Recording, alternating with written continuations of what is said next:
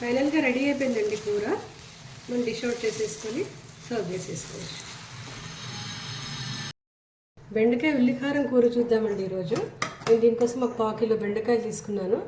ఈ కూరకి కొంచెం ముక్కలు పెద్దగా ఉంటే బాగుంటుంది, మరి చిన్నగా ఉంటే అన్ని ముక్కలు నలిగిపోతాయి, బాగుండదు. సో ఉల్లికారంతో చేస్తున్నాను కాబట్టి ఒక పెద్ద ఉల్లిపాయ తీసుకున్నాను. 4 ఎండుమిరపకాయలు తీసుకున్నాను. ఇవి కారంగా ఉన్నాయి కాబట్టి నేను 4 తీసుకున్నా, మీరు మీ టేస్ట్కి తగ్గట్టు తీసుకోవచ్చు. అలాగే దీనిలో వేయడానికి నేను ఒక 7-8 వెల్లుల్లిపాయలు కూడా తీసుకున్నా, కాస్త జీలకర్ర, చివరిలో కరివేపాకు యాడ్ చేస్తాను. ఈ కూరకి కొంచెం చింతపండు యాడ్ చేస్తాను, అది నేను వేస్ట్ చేస్తూ చూపిస్తాను. ఇప్పుడు వేడెక్కిన నూనెలో నేను బెండకాయలు వేసుకుంటున్నాను. నేను సాధారణంగా వంటంతో మిగిలిపప్పుతో చేస్తాను, దీన్ని కూడా నేను అదే తీసుకుంటాను. ఈ బెండకాయలు ఒక 50% వేసుకుని పక్కన పెట్టుకుంటాను. త్వరగా ఉల్లికారంతో పాటు మెల్లి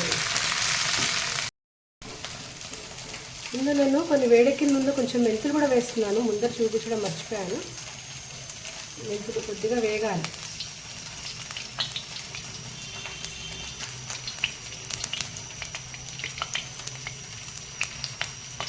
ఎండుమిరపకాయలు, జీలకర్ర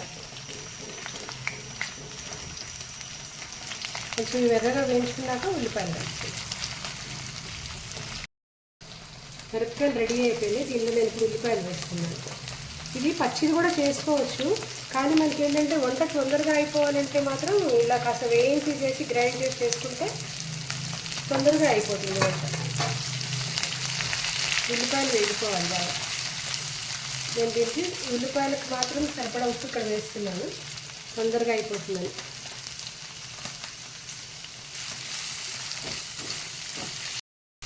నేను తీసుకున్న వెల్లుల్లిపాయలు కూడా ఇక్కడ యాడ్ చేసేస్తున్నాను.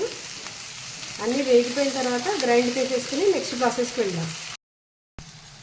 ఇప్పుడు నేను ఇందాక మనం ఉల్లిపాయలు ఉప్పు వేసేసుకున్నాం కదా, ఇప్పుడు నేను బెండకాయ కూడా సరిపడా ఉప్పు వేసేస్తున్నాను. బెండకాయలు ఈ మాత్రం వేగితే చాలు మనకి. కొంచెం పసుపు కూడా వేసేస్తున్నాను బెండకాయల మీద. ఇది కలిపేసేసుకుని పక్కన పెట్టేస్తున్నాను. అలాగే మనకి ఉల్లిపాయలు కూడా వేగిపోయాయి, ఇంకా వేగితే సరిపోతుంది. ఇది కూడా నేను ఆఫ్ చేసేస్తున్నాను.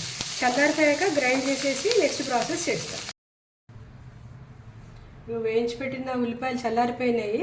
ముందర మిక్సీలో వేసేప్పుడు ఎండుమిరపకాయలు వేసుకొని తర్వాత ఉల్లిపాయలు వేసుకొని గ్రైండ్ చేసుకోవాలి.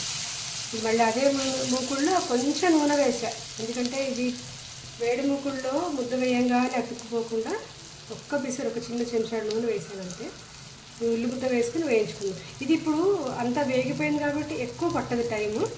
కాస్త ఒక్క 2 నిమిషాలు ఆ వేడి నూనెకి రెడీ అయిపోతే చింతపండు బెండకాయ వేసేసుకున్నాం. ఇది వేగిపోయిందండి. ఇప్పుడు నేను బెండకాయలు మన ముందు వేయించి పెట్టుకున్న బెండకాయ ముక్కలు కూడా ఇప్పుడు ఇందులో కలిపేస్తున్నాను. బెండకాయలు నేను సగం వేయించుకున్నాను అంతే, మిగిలింది ఇప్పుడు కూరతో పాటు వేగితే ఒకదాని రుచి ఒకదాన్ని పట్టుకుంటుంది.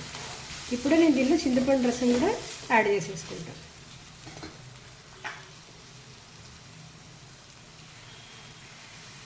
ఇప్పుడు ఈ పులుసుతో పాటు ఈ ముక్కలన్నీ మంచిగా ఉడికిపోయి జిగురు లేకుండా ఉల్లికారంతో చాలా రుచిగా ఉంటుంది కూర. ఇలా మూత పెట్టి మగ్గిచ్చేసుకున్న కూర చూద్దామండి.